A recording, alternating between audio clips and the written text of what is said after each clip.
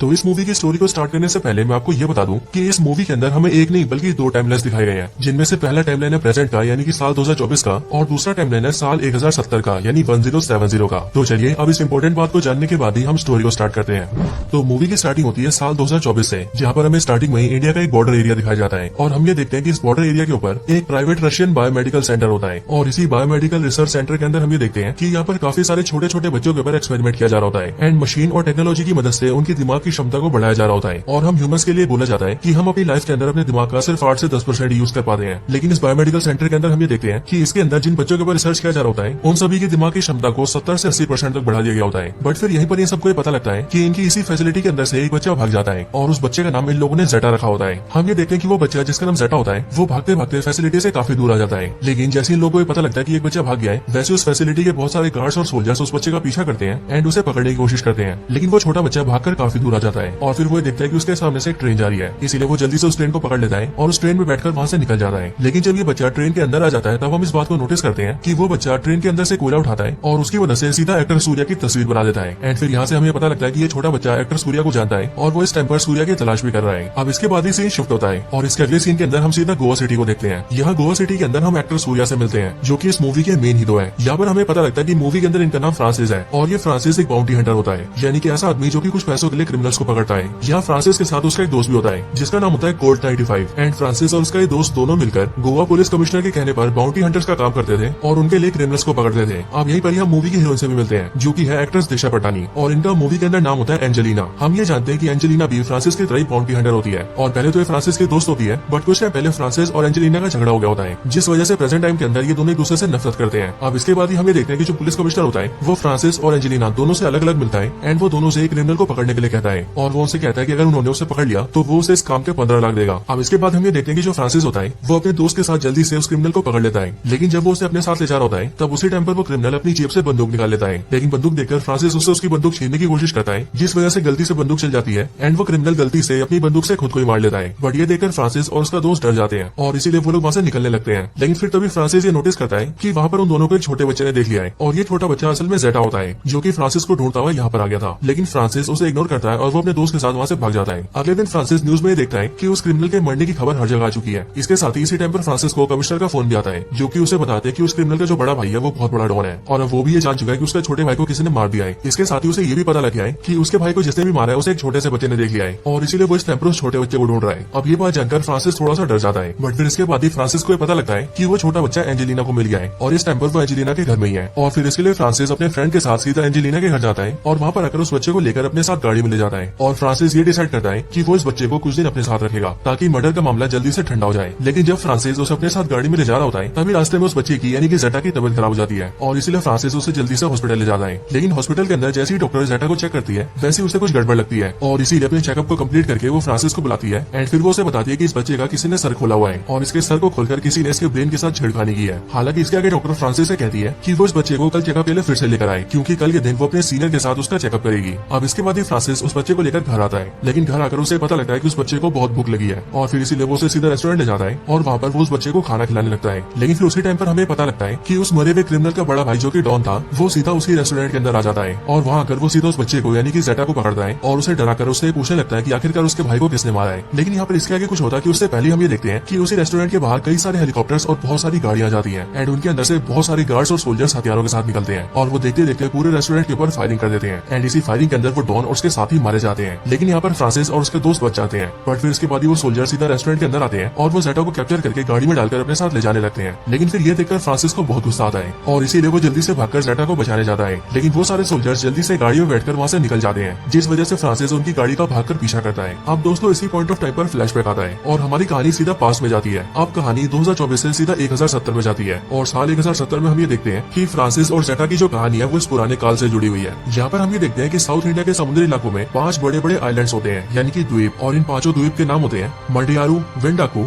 मोकाडू, अनाथी और पेरुमाची। और हमें पता लगता है कि इन 5 द्वीप के अंदर जो भी लोग रहते हैं वो सभी काफी ज्यादा स्किल्ड और काफी ज्यादा पावरफुल है। और इन्हीं 5 द्वीप में से जो अनाथी और पेरुमाची है वो तो बहुत ही ज्यादा पावरफुल, बहादुर और लड़ाई में एक्सपर्ट है। लेकिन फिर एक दिन समुद्र में इन 5 द्वीप के पास कई सारे जहाज आते हैं और फिर वहाँ पर हमें पता लगता है कि ये असल में रोमन साम्राज्य का सम्राट है जिसने की बारी बारी करके दुनिया के बहुत सारे इलाके जीत लिए हैं। लेकिन अब वो अपने 25,000 सैनिकों के साथ सीधा भारत पर कब्जा करने आया है। लेकिन वो ये नोटिस करता है कि भारत में घुसने से पहले उसे इन 5 द्वीपों से होकर गुजरना होगा। अब इन्हीं 5 आइलैंड्स के ऊपर हमला करने और इनसे लड़ने से पहले ये रोमन साम्राज्य का सम्राट वहीं पर रहने वाले एक आदमी को पकड़ता है एंड हमें पता लगता है कि उस आदमी का नाम कोडुवा है। ये कोडुवा रोमन साम्राज्य के सम्राट को सब कुछ बताता है। वो उसे कहता है कि इन 5 द्वीप के जो लोग हैं वो काफी ज्यादा पावरफुल है, लेकिन इन सब में से भी जो ये पेरूमाची द्वीप है इसके अंदर तो सबसे ज्यादा योद्धा रहते हैं और ये सारे योद्धा किसी से नहीं डरते हैं। इसीलिए अगर रोमन साम्राज्य ने उनके ऊपर हमला किया तो वो सब इन सारे 25,000 सैनिकों को बड़े आराम से मार देंगे। अब ये बात सुनकर रोमन साम्राज्य का जो सम्राट होता है वो कोडुवा से मदद मांगता है और वो उसे बदले में कई सारे सोने के सिक्के देता है। और अब इसके बाद ही हम ये देखते हैं कि कोडुवा का ये प्लान होता है कि वो पेरूमाची जाकर अपने दिमाग का इस्तेमाल करके वहाँ के हजारों सैनिकों को मार देगा ताकि पेरूमाची साम्राज्य बहुत ज्यादा कमजोर हो जाए और रोमन सम्राट उस पर कब्जा कर ले। अब ऐसा करने के लिए कोडुवा अपनी बीवी और अपने बेटे के साथ सीधा पेरूमाची जाता है और उसकी फैमिली को देखकर हमें पता लगता है कि कोडुवा के बेटे का नाम पूर्वा होता है और यही पूर्वा प्रेजेंट टाइम के अंदर जेटा है, वही जेटा जिसे बचाने की कोशिश फ्रांसिस कर रहा है। अब आगे हम ये देखते हैं कि कोडुवा अपनी फैमिली को लेकर यहाँ आता है और वो सीधा पेरूमाची के राजा से मिलता है एंड वो पेरूमाची के राजा से बोलता है कि विदेश से एक बहुत ही बड़ा राजा आया है और उस राजा ने पेरूमाची के लोगों के बारे में काफी अच्छी बातें सुनी है। उसने ये सुना है कि यहाँ के लोग काफी बहादुर और ताकतवर है एंड वो लोग हथियार बनाने में भी बहुत ही एक्सपर्ट है और इसीलिए वो विदेशी राजा चाहता है कि पेरूमाची के लोग हथियार बनाने में उसकी मदद करें ताकि वो अपने लिए कई सारे पावरफुल हथियार बना सके और इस काम के लिए वो राजा उन्हें पैसे भी देगा। और इसके लिए कोडुवा पेरूमाची के राजा से कहता है कि वो अपने कई सारे सैनिकों को उसके साथ भेजे। ये प्रस्ताव पेरूमाची के राजा को पसंद आता है और इसीलिए वो अपने 100 सैनिकों को कोडुवा के साथ भेज देता है। लेकिन कोडुवा जब उन 100 सैनिकों को जंगल के रास्ते ले जा रहा होता है तब बीच रास्ते में वो उन सबको रोक देता है एंड वो उनसे कहता है कि वो यहाँ पर आराम कर सकते हैं। पर असल में ये सारी कोडुवा की चाल होती है क्योंकि पेरूमाची के 100 सैनिक जैसे यहाँ पर रुकते हैं वैसे ही कोडुवा अपने गुंडों को बुला लेता है जिसे उसने यहाँ पर छुपा कर रखा होता है। और अब इसके बाद हम ये देखते हैं कि यहीं पर एंट्री होती है सूर्या की, जिसका इस टाइम में नाम होता है कंगुवा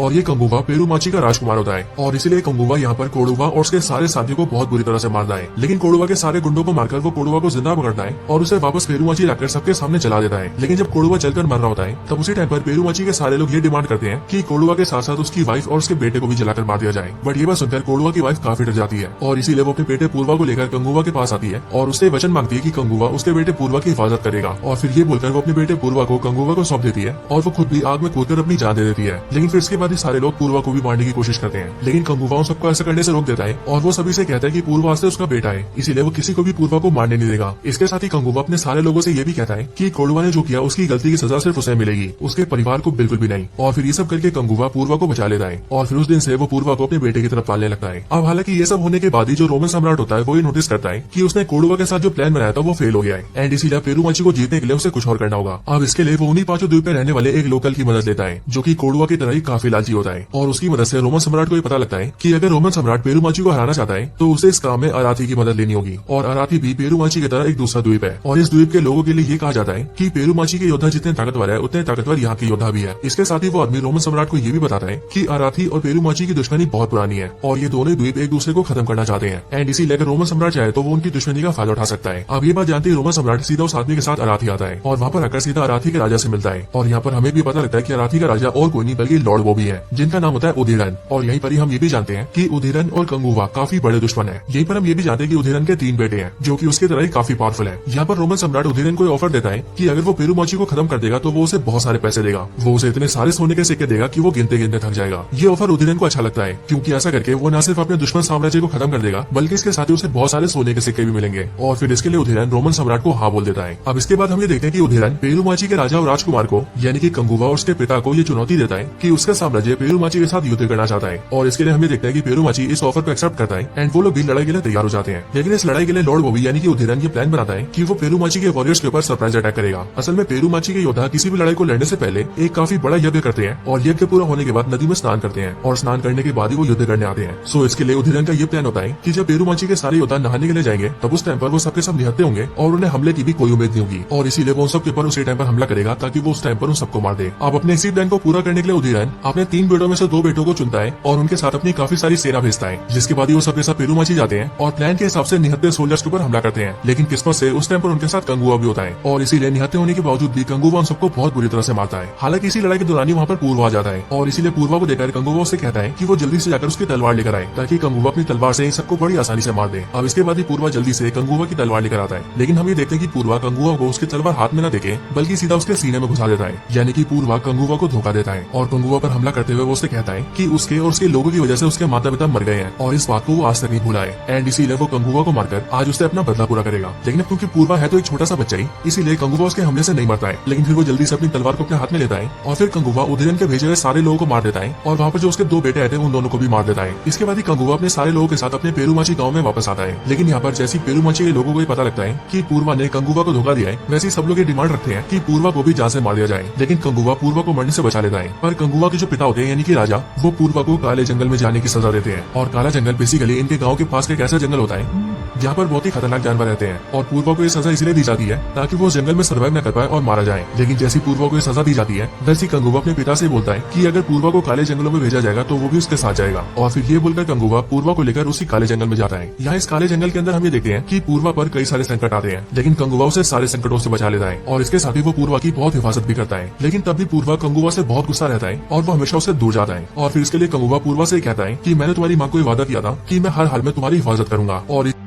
इसलिए मैं अपने वादे को पूरा कर रहा हूँ। लेकिन हाँ पूर्वा, अगर तुम मुझे मारना चाहते हो तो तुम मुझे मार सकते हो। लेकिन असल में अभी उदीनन अपनी सेना को लेकर मेरे लोगों पर हमला करने आ रहा है और इसीलिए मुझे इस जंग को लड़ना भी होगा और अपने लोगों को बचाना भी होगा। लेकिन पूर्वा, मैं तुमसे ये वादा करता हूँ कि एक बार जैसी ये जंग खत्म हो जाएगी वैसे मैं खुद से तुम्हारे पास आऊंगा और फिर तुम मुझे जान से मार देना ताकि तुम्हारा बदला पूरा हो जाए। और ये मेरा वचन है पूर्वा। आप कंगुवा की इन बातों को सुनकर और उसके मन में अपने लिए प्रेम को देखकर पूर्वा को भी अच्छा लगता है और इसीलिए उसके मन के अंदर कंगुवा को लेकर जो नफरत होती है वो उसे मिटा देता है। हालांकि इधर दूसरी साइड हमें देखते हैं कि जैसे उदीनन को उसके दोनों बेटों के मरने की खबर पता लगती है वैसे वो बहुत ज्यादा गुस्सा हो जाता है। लेकिन फिर उसी टाइम पर उदीनन का जो तीसरा बेटा होता है वो उदीनन को एक वादा करता है कि अब वो जाकर सबको मार देगा और इसके लिए वो अपनी काफी बड़ी सेना लेता है और वो सीधा जाकर पेरूमची की औरतों पर हमला करता है। लेकिन अब क्योंकि पेरूमची की औरतें भी काफी वीर होती हैं, इसीलिए वो उदीनन के तीसरे बेटे और उसके बाकी सारे सैनिकों को मार देती हैं। अब उदीनन को जैसे ही पता लगता है कि उसके तीनों बेटे मारे गए हैं वैसे वो गुस्से में आग बबूला हो जाता है और फिर इसके लिए वो ये डिसाइड करता है कि अब वो खुद ही अपनी सेना लेकर जाएगा और पेरूमची को बर्बाद करके कंगुवा को भी जान से मार देगा। और अब इसके लिए वो सबसे पहले कंगुवा के फादर को अकेला पकड़ता है जो कि पेरूमची के राजा होते हैं एंड उन्हें पकड़कर वो जान से मार देता है। लेकिन पेरूमची के राजा यानी कि कंगुवा के पिता अपने मरने से पहले अपने बास के जरिए अपने बेटे कंगुवा को संदेश भेज देते हैं और उसे इस युद्ध के बारे में सब बता देते हैं कि उदीनन उन सब पर हमला करने आ रहा है। और इसके साथ ही साथ वो कंगुवा को नया राजा भी घोषित कर देते हैं। इधर कंगुवा को भी जैसी खबर मिलती है कि उसके पिता मारे गए हैं और उदीनन उसके साम्राज्य पर हमला करने आ रहा है वैसे वो युद्ध के लिए सारी तैयारियां कर लेता है। और इसीलिए जब उदीनन के सारे आदमी उस पर हमला करने आते हैं तब कंगुवा अकेला ही अपनी बुद्धिमत्ता से उदीनन के सारे सैनिकों पर भारी पड़ता है और उन सबको चुन चुन के मारता है। अब कंगुवा की ताकत देखकर उदीनन भी चौंक जाता है और फिर इसीलिए वो सीधा पूर्वा को किडनैप करवा लेता है और उसे पकड़कर सीधा अपने पास अपने जहाज पर ले आता है क्योंकि वो इस टाइम पर अपने जहाज में समुद्र में होता है। और इसीलिए इधर जैसे कंगुवा को भी पता लगता है कि उदीनन पूर्वा को उठवाकर उसे अपने जहाज पर ले गए तब वो भी पूर्वा को बचाने के लिए सीधा उदीनन के जहाज पर जाता है। और यहाँ पर आकर वही देखता है कि उदीनन ने पूर्वा को रस्सी से बांधकर जहाज के नीचे लटका रखा है और कंगुवा के वहाँ पर आते वो उस रस्सी को काट देता है जिस वजह से पूर्वा समुद्र के अंदर गिरने लगता है। लेकिन कंगुवा सही टाइम पर उसकी रस्सी पकड़ लेता है और उसे पानी में गिरने से बचा लेता है। और हम ये भी नोटिस करते हैं कि इस टाइम पर पानी में बहुत सारे शार्क्स होते हैं और ये सारे शार्क्स पूर्वा के गिरने का इंतजार कर रहे होते हैं ताकि वो उसके पानी में गिरते हैं उसे खा जाए। लेकिन कंगुवा अपनी सारी ताकत लाकर रस्सी को पकड़ कर रखता है और पूर्वा को बचाने की कोशिश करता है। लेकिन इसी टाइम का फायदा उठाकर उदीनन कंगुवा के ऊपर हमला करता है और उसे बहुत जोर जोर से मारता है। अब पूर्वा ये नोटिस करता है कि उसे बचाने की वजह से कंगुवा उदीनन से लड़ नहीं पा रहा है और इसीलिए पूर्वा कंगुवा से कहता है कि वो उसकी रस्सी को छोड़ दे ताकि वो लड़ाई लड़ सके। लेकिन कंगुवा ऐसा नहीं करता है एंड फिर इसके लिए हम ये देखते हैं कि पूर्वा अपनी रस्सी को खुद से काट लेता है और खुद को पानी के अंदर गिरा लेता है जिसके बाद शार्क्स उसे खा जाते हैं। और पूर्वा ऐसा इसीलिए करता है ताकि कंगुवा उसको बचाने की बजाय खुद को और अपने लोगों को बचाए। और इसके बाद होता कुछ ऐसा ही है क्योंकि हम ये देखते हैं कि पूर्वा के पानी में गिरने के बाद भी कंगुवा को बहुत ज्यादा गुस्सा आता है एंड फिर इसीलिए वो उदीनन को बहुत बुरी तरह से मारता है और उसे जान से मारकर खत्म कर देता है। अब वैसे इसी टाइम पर कहानी प्रेजेंट में आती है और हमें प्रेजेंट और पास्ट दोनों के सीन्स मिलाकर दिखाए जाते हैं एंड इसीलिए प्रेजेंट टाइम के अंदर भी हम ये देखते हैं कि फ्रांसिस जो कि ज़ेटा को बचाने जा रहा था वो उसे बचाने के लिए उसके काफी करीब आ जाता है। लेकिन वो ये देखता है कि सोल्जर्स ज़ेटा को लेकर सीधे प्लेन में घुस जाते हैं। लेकिन फ्रांसिस भी पीछा करते हुए सीधा प्लेन में आ जाता है और वो अंदर के सारे सोल्जर्स को मार देता है और वो इस तरह से ज़ेटा को बचाकर छुड़ा लेता है। और इसीलिए हम ये देखते हैं कि पास्ट टाइम के अंदर कंगुवा उदीनन को मारकर जंग जीत लेता है और प्रेजेंट टाइम के अंदर फ्रांसिस ज़ेटा को बचाने में कामयाब हो जाता है। लेकिन फिर इसके बाद ही पास्ट टाइम के अंदर हम ये देखते हैं कि उदीनन के अराथी साम्राज्य के अंदर उदीनन के मरने की वजह से लोग काफी दुखी होते हैं क्योंकि अब न सिर्फ उदीनन मर चुका था बल्कि उसके तीनों बेटे भी मर चुके थे।